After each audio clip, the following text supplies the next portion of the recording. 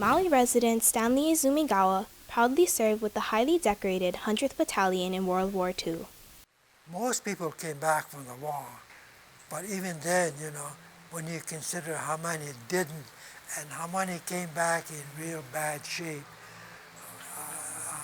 I just have to consider myself one of the really lucky ones. And he certainly has been one of the lucky ones. When this 88-year-old veteran served with the 100th Battalion, he avoided death more than once. But when he thinks back to those times, he thinks of a bag of candy. Let's give kids in town a treat. So we loaded up the bags of Christmas candy, put it over our shoulder. We don't see any kids, but after a while we spotted a couple. We called them over and we started giving them handfuls of Christmas candy. That is just the kind of man Stanley is. One who would rather remember the candy than the combat. So enjoy everything while you can. Forget the lousy things, enjoy what you like. And he has kept himself busy over the last 65 years doing exactly that. When he returned home from the war, he was a devoted husband until his wife passed away in 1995. Gee, I forgot when we got married.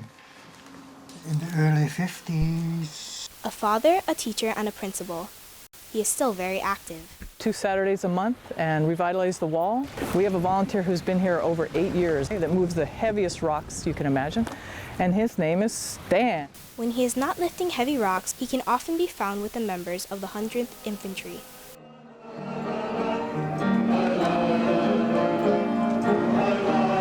The closest thing to family to me is the 100th Infantry Veterans Club guys that I know.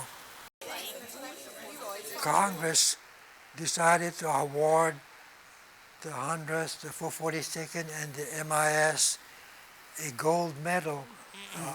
It's something nice and it's something special. But that is not the only reason Stanley is excited to attend the gold medal ceremony on Oahu.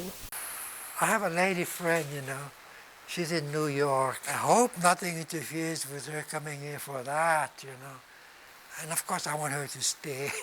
The only little glitch that could interfere with his upcoming plans is... It's curable, so that's a good note. But at the same time, I looked up stomach cancer online. Some of the things I read about it are not too pleasant, but we just have to wait and see how things go. I've been blessed with good luck, So I hope it's still there.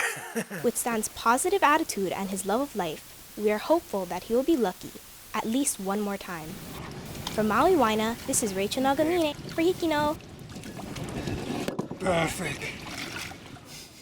Since this story aired in November, Stanley has had his stomach removed to try and combat the cancer.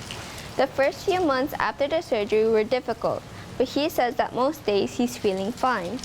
Radiation therapy will begin soon, and Stanley looks forward to recovery, but not to the side effects of the treatment. Through it all, his spirit and his smile remain strong.